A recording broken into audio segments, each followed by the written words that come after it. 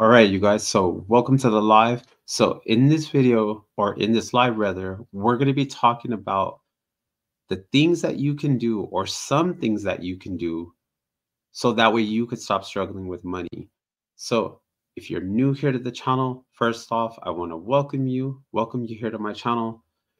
I want to invite you to subscribe to the channel. So, find that subscribe button down beneath the video, tap that subscribe button, turn on the notification bell so that way you'll get notified each and every time I upload a video just like this one. And while you're at it, if you could just do me a huge favor, find that thumbs up button beneath the video, hit that thumbs up button. It'll really, really help out my channel a lot, help me get this live and this channel out to a wider audience. So with that being said and that out of the way, let's go ahead and get into the content. So like I said, we're going to be covering some things that you can do, so then that way you can make sure that you are no longer struggling with money, so that way you can stop struggling with money.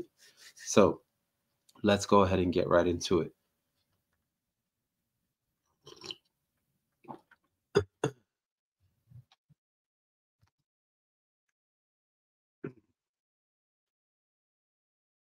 All right, so one of the very first things that you're going to want to do in order so that way you can end up putting yourself in a situation so that way you will stop struggling with money, and you will just not have these like as much of a hard or difficult time managing your finances and finding yourself in a situation where you are continually struggling with money, is going to be that you're going to need to take a hard look at your financial situation. You're going to need to take a hard look at your actual like financial situation, like how much income do you have coming in and how much income do you have going out. So really what you're doing here is you're going to do like like an analysis of your income and your expenses.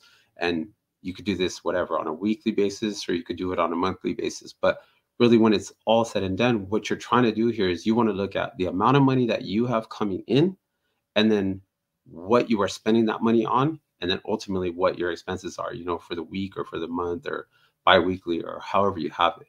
But before you can, start to like make changes and improve your financial situation, you got to know your numbers. You got to know, what do I have? Like, what am I working with? So that's going to, come down to what is the amount of income that you are making and bringing home. Because what you gross, it doesn't matter, because that's not what you're bringing home. That's not, what is actually on your check, and what, the amount of money that hits your bank account. So it does not matter what your gross, it matters the amount of money that you actually net and bring home to your bank account. So in this step, what you want to do, you want to take a hard look at, your household income, whether that's you by yourself or you have a spouse, whatever. You want to look at the amount of income that you got, that you are bringing in. Then you want to take a hard look at like what are all the things that you were spending your money on, and what does it cost you, for you to live your life, on a monthly basis, weekly basis, whatever it is. What is it costing you? And then at this point, you're not making changes. You just want to get an understanding like, okay, this is what I make and this is what I'm spending right now. So now you become aware of your financial situation, because until you become like, actually self-aware of what you're doing with what you have, then you have no clue what type of changes you can make, because you don't even know what you have.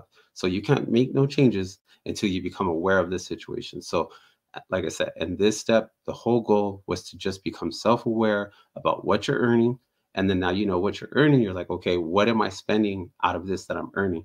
And, how much do I got left? If I have anything left, all of that. You're just taking a hard look and, basically get to know your numbers. Then once we've done this hard look and we figured it out, then we're going to go ahead and look at like, well, what's the next step, or what's another thing that we can do now that we know what you're earning and what you're spending. So that's when we're going to start to like take a hard look at whatever the amount of income that we're earning, and start saying, okay, like, I don't know, let's just take like a hypothetical scenario. Like, let's say, you earn $3,000 a month. Like that's what you bring. And you're like, okay, so the next step for you, like let's just say, okay, scratch that. Like let's say you make $5,000 a month, right? And you're like, all right, like that's my numbers. I did the hard check. I did the hard analysis. Like I'm earning $5,000 a month. But I spend, whatever, half of that in a month on like my lifestyle. So you pay whatever it costs for you to live wherever you live, your food, whatever, lights, water, gas, all those things. Maybe you don't have a family and all this kind of stuff. Like this is just for a person. Maybe you rent a room somewhere or something like that. So after you pay all your things, you're like, okay, I spent half my income on my lifestyle. So ideally you should have half your income left. So that's the point of this, is like, so for this next step, what you want to do is you want to like look at how can you live on less than you're earning, because that's ultimately the goal. Like with this next step is like, once you know your numbers, you're like, okay, I know what I have, but what I want to get to in this step is like, now that I know what I'm earning and what I'm spending, ultimately the goal is to figure out how can I live my lifestyle on less than I'm earning. So if you're earning, say, $5,000 a month, like in this example, you don't want to live on $5,000 a month. You want to get it to a point where you are living on some number that is lower than that $5,000 a month.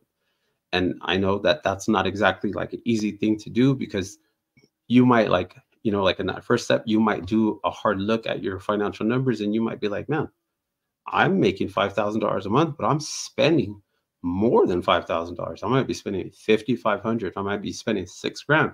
So you might have to make some real, adjustments to your spending in order to like get yourself in that situation. But in order to put yourself in a situation financially where you are not struggling with money anymore, then these are the type of things that you're going to have to do to get yourself, out from under, that struggle.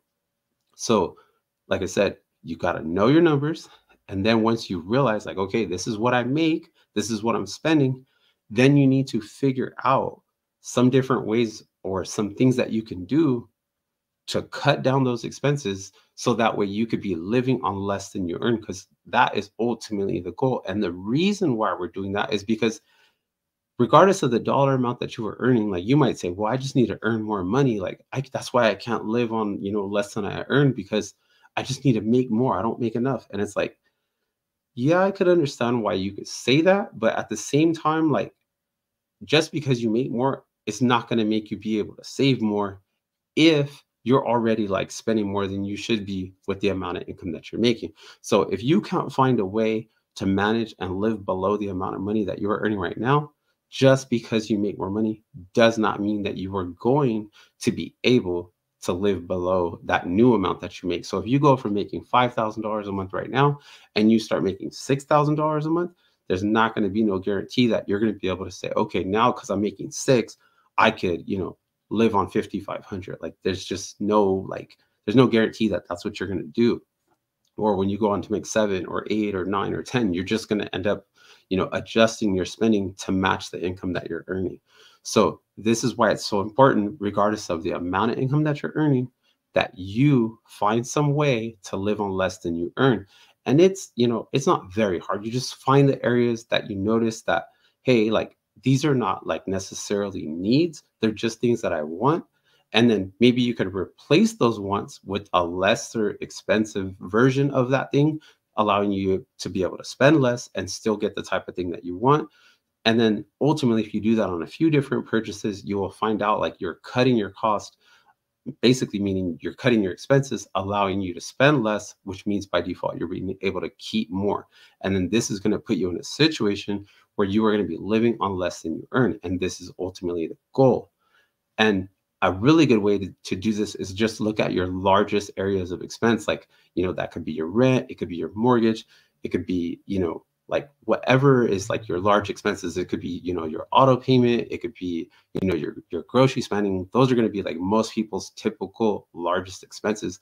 And if you just could look at those areas and say, like, how can I cut the cost in here? It's like, is it possible for me to refinance my mortgage? Is it possible for me to, switch who I'm carrying my auto loan with to get a cheaper rate so I can, lower down my, my monthly payment on my vehicle? Or can I just, can I get like a rate reduction with the finance company I'm currently with? Some type of, changes like this, so that ultimately you can cut your cost, cut your living expenses. So then that way you can live on less than you earn. And doing these type of things is going to allow you to get to the point where you are going to be living on less than you earn. Okay, so the next thing what you're going to want to do is that you are going to want to save up and build up an emergency fund, right? And now I know this is not exactly like the most, exciting topic and nobody really likes to hear about the emergency fund, but it is like massively and majorly important. And the reason being is because the reality is that large expenses are going to, they're going to pop up in your life and you are going to need that income and you are going to need that money in order to survive those financial hardships or, those financial roadblocks that pop up in your life. That's going to look like a large medical bill. It's going to look like some kind of, home improvement that needs to get made after something happens and you're like, great, my roof is messed up, I need to fix it. Or, hey, this is going to be my transmission just blew out and like it's going to be, a few $1,000s or whatever to fix it. And you don't want to be doing, something like run to your credit card and swipe that card and then get yourself in, consumer debt just to be able to deal with, those financial situations when they pop up. So this is where again the emergency fund is like so crucial, because if you are like saving up while you are earning and you are doing good and you're living on less than you earn and you are saving up your emergency fund during those good times like that, with when there's no financial roadblocks in the way, then when the financial roadblocks pop up, it's going to be so easy for you then to be like, okay, hey, I knew it was inevitable. These financial things were going to pop up. They're going to get in the way. They're going to try to set me back. But instead of getting, like kind of like veered off or thrown off track financially because of these, these financial roadblocks coming up, you're able to say, no, I'm good. Like, I'm just going to go over here, tap into my emergency fund, take this money that's going to, allow me to just kind of like smooth over these financial roadblocks, pay what you need to pay, get that car fixed, fix that roof, do whatever it is that you need to pay so that way you could get that problem resolved. And then now it was more like a speed bump. It was just like, hey, you just went over it, kept it moving. And it's like, it was no big deal. Like you just problem solved, keep on moving, stay financially on track. It never like throws you out of whack. And you're just able to continue down your financial path, continue making financial progress without, any real significant setback. And this is all going to be made possible because you saved up and built up an emergency fund. So, how do you go about saving and building up an emergency fund? Well, obviously, first and foremost, you're going to have some income, right? You're going to have some income. You're going to have some income. So, you got to be earning money some type of way. Then you're going to be having to live on less than you earn in order to create a surplus of money in order for you to save up some money, right? And then you're not going to save this money in like your checking account because it's inevitable you will spend it. You might not intend to spend it, but you will ultimately spend it. So then once you are earning some money, you are living on less than you earn, and then what you're going to do is you're going to open up some other type of savings account, whether it be at another bank or the same, bank or financial institution that you do your banking with, that you have your checking account with. You're going to open up some other, savings account or type of account, maybe a high yield savings account. And then you're going to say, okay, I'm going to just slowly deposit and transfer money over from your regular checking account over to that other bank account. And then it's not going to happen fast. It's not going to happen in 1 week or 1 month or 3 months or 6 months. It's going to take you some time, just depending on how aggressive you are with saving and setting up for this. My recommendation is just take your time, add to it slowly over time, and then ultimately you will build up your fully funded emergency fund. So, what should a fully funded emergency fund look like? My personal suggestion is that your fully funded emergency fund is going to look something along the lines. For most people, it's going to probably end up looking like somewhere between 3 to 6 months of your mandatory living expenses. So that's the total amount of money that it costs you on a monthly basis to live. So like, let's say it costs you $5,000, a month to pay all of your expenses, assuming like you didn't work at all, you lost your job and you're like, I need to pay all my bills, eat, utilities, everything, totally survive just fine without no income coming in whatsoever. It's going to cost you $5,000 a month. Well, then ideally, for you to have a fully funded emergency fund, you would want to have no less than 3 months worth of that income. So $15,000 saved up. And then I would say somewhere along the lines of 6 months of, your mandatory living expenses saved up. So like say in the case of the $5,000 a month, so 6 months of that was 5, 10, 15, 25, 30, so 35,000. So you're going to be, or was that 5, 10, 15, 20? So yeah, 30,000. So you're looking at like, okay, between 15 to 30,000, right? That's what you're going to want as your fully funded emergency fund. Now, there's some people that go on the extreme side and they're going to say, no, like I need 12 months. Like I need to know if things go bad, I'm financially protected for as much as up to 1 year. And I mean, there's nothing wrong with that. The more money that you're able to set aside and save up, you're going to put yourself in a really great financial situation, given whatever type of, really unforeseen, or even if it is like something that you expect or know that's coming up down the road, or it's a very like strong likelihood that could come up. Like maybe you're in a really great like job, but you're like, this job's kind of shaky, but while I'm here, I'm making great money, but I want to be prepared for when things go bad. Well, if you got a year's worth of income put up, then when that job goes, you're like, I'm good. Like I got enough time to, find that next really great job and not be put in a situation where you're going to be forced to take something lesser because you don't have any income to support yourself. So like I said, you want to, in this step right here, you want to save up and add to your emergency fund over time, slowly and consistently, until you build up enough to have your fully funded emergency fund. For, like I said, for most people, it's going to be somewhere between 3 to 6 months of your mandatory living expenses. So you definitely want to do this so that way you will not be struggling with money anymore.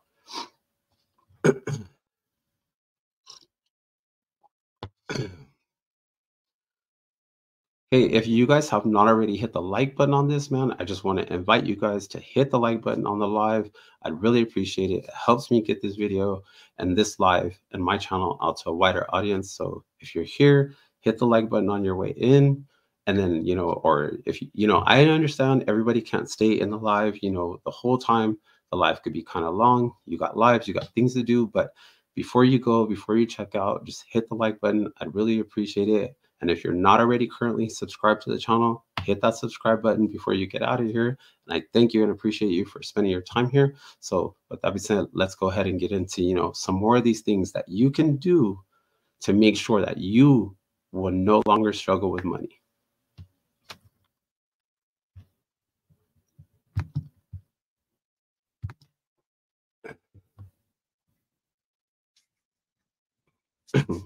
All right, so the next thing that you're going to want to do is that you are going to want to make sure that you are getting really smart and really aware of your debt situation. So this is like ultimately looking at, really there's only two types of debt. There's debt that costs you money, and then there's debt that makes you money. Now, am I trying to say that you have to live your life like absolutely debt free? No, like that's not what I'm saying whatsoever. But if you want to put yourself in a situation where you are like in a strong financial situation, the best thing you can do is keep your consumer debt. So your consumer debt is all debt that is not going to make you money, right? Like you got stuff like car payments and credit card debt and things like that. That's consumer debt. That debt isn't making you money. It costs you money.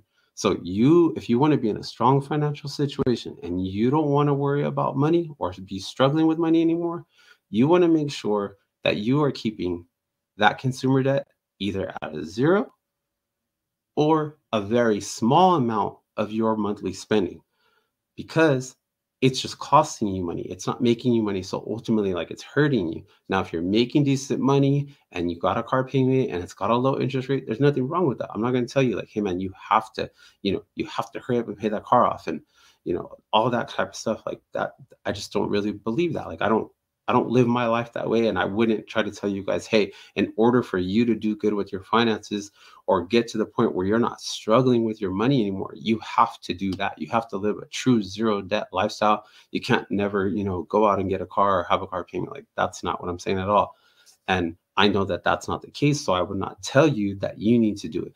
But I would caution you and tell you that if you want to be in a strong financial situation, you want to keep that consumer spending where you have consumer debt attached to it. You want to keep that consumer debt very low in proportion to the amount of income that you're earning. So it should not be a very, you should never take on a large amount of consumer debt. That could be your mortgage, all of that, because at the end of the day, regardless of what people would tell you, a mortgage is not an investment, it is an expense that is ultimately a consumer debt. I know a lot of people want to tell you otherwise, but the truth is, a mortgage, a home, yes, it provides a great place for you and your family and all that for you to live in, but it costs you money. It doesn't make you money. Now, the other debt obviously is going to be debts that make you money. So that's stuff like investments, real estate properties, all of those kind of things, other things that you might maybe have borrowed some money on so then you can invest in. Okay, so that's obviously you took on some debt, but that debt is now allowing you to own assets that's going to make you money. So that's completely fine.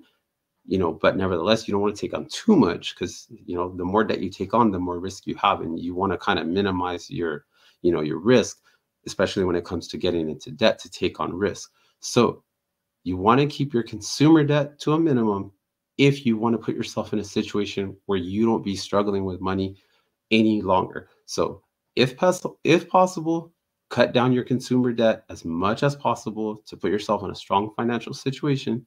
So that way you're not spending very much of your income trying to, just pay these consumer debt type things, these liabilities. And then because you've done that, you're now putting yourself in a situation where you are having more of your income left over to save and invest and ultimately get into assets. So then now you don't have money that's, that you're paying out that's costing you money. You're able to keep money that you're either saving or the only time you're really probably spending it is when you're spending it on accumulating assets that are going to allow you to grow and build your wealth instead of, the other option, spending it on liabilities, spending it on, consumer type debt, which is making other people rich and building other people's wealth, instead of you. So you definitely want to just be aware of the amount of consumer debt or your debt in general. Don't take on too much debt if you're trying to borrow money so that way you can build wealth. But at the same time, even worse, or what's more important rather, is that you really focus on the level and the amount of consumer debt that you are taking on, because the more that you do, the more that it hurts your ability to build wealth.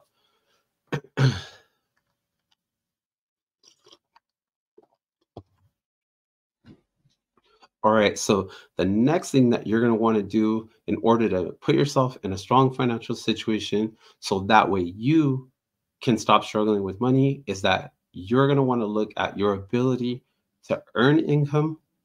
In other words, you want to try to look at like what are you currently doing and is it possible for you to like reinvest into yourself in terms of like your skills or your abilities so then that way you could become more viable, more valuable in the marketplace in terms of what you do or the career field that you're in, so then that way you can earn more ultimately, because the more money that you earn, then obviously you are earning a higher income. And if you are not like raising your spending, in according with the amount of income that you're earning, you put yourself in a really strong financial situation because you're able to create a large gap, between the amount of income that you earn and the amount of income that you're spending. So all that large gap, that huge financial gap between what you earn and what you spend is going to allow you to have a lot more leftover income to be able to save and invest into assets and truly just accelerate your ability to, build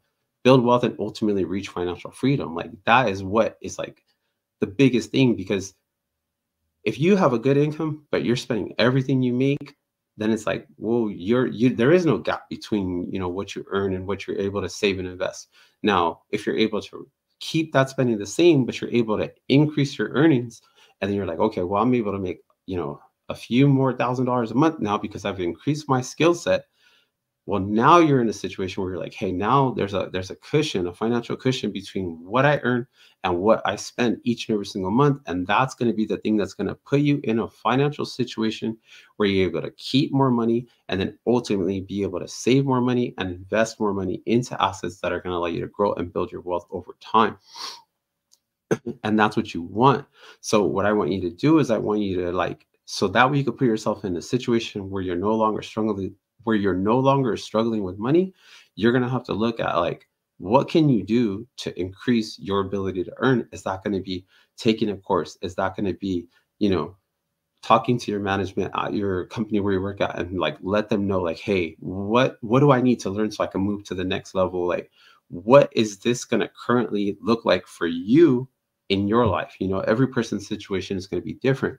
But what I'm ultimately getting at here is you need to take a hard look at your ability to earn income and then ask yourself, like, hey, am I kind of like in a situation that this is really like a dead end type job? I need to find something, you know, I need to go look into something where I can increase my skill set so I can actually get like, you know, a reasonable paying job, or, you know, something that has a real opportunity for growth, things like that, or maybe get into a type of, you know, get into some type of employment where your ability to earn doesn't have a cap on it. I mean, those tend to be like, you know, some jobs or some career fields that have really great abilities to earn. Like we could say that, like, let's say for example, like a real estate agent, right? Well, there is no cap on what a real estate agent can, you know, earn. Like the more properties that they're able to sell and list and, you know, get those properties closed, then they're able to just continue to make more and more and more. And then when they're able to sell higher dollar value real estate and they close those deals, they're making more and more money. It's not based on like, hey, well, I just have to work more and more, or I can only earn up to a certain amount and then I'm capped out, or I can only work this amount of hours in a day. Like it's not based on that. It's just all based on the results that they're able to generate and produce, right? So if a real estate agent sells, you know, a house that's $100 million and they make a commission on that, I mean, look at the amount of money that they're going to make, right? It might take them a minute to sell that property, but look at what they're going to walk away from. And that has to do with their skill set, their abilities, their connections, their network, all of that, right? So, and that's going to be far more efficient and far more effective and ultimately like far more productive than say someone who's working 80 hours a week at some job that is like they're working so hard and dedicating so much to it, but they're never going to get like with that real estate agent. You know, they can never work enough to generate the type of income that that real estate agent is going to get for selling one property. So this is what I mean. You want to try to get yourself into a field where you have the ability to like make an income that's not based on hitting a cap, that there's not like, oh, I can just, you know, I'm limited at earning this much. Because like I said, those type of fields tend to be, you know, fields where you can make a lot of money. And you really want to do this where you are getting paid based on the results that you're able to produce, not on the amount of time that you put in or invest into that, you know, that career field. And then if you are currently not able to, you know, like get into, like in other words, you're not able to maybe grow in the company, or you don't really want to like get into another career field or change jobs or anything like that, then the next best suggestion that I would give you guys is that you would look for an additional way to earn income, you know, on the side. So that's like a side hustle or some type of side gig that does not require much of your time. So if there's things that you can do that you could start on the side, I mean, that could look like things like starting a YouTube channel. That could be things like, you know, like the side hustle that I do is, you know, I rent my car out on Turo, not my personal car, but I have a car that I rent out on Turo, the car sharing platform. It doesn't require like next to any of my time. I just, you know, bought the car, placed the car out on that, you know, on the platform, took the pictures, created the advertisement, and then people, you know, they book the car for car rentals, and then I make the income. Like, but it doesn't take very much of my time. I mean, sometimes people book the car and, you know, they might leave it a little dirty or whatever. I vacuum it out, clean it up, put the, you know, lock it up, park it in the front, and wait till the next person books it. But it's like the car makes the money. I'm not making the money, you know. The pictures are out there advertising the car. The people need it.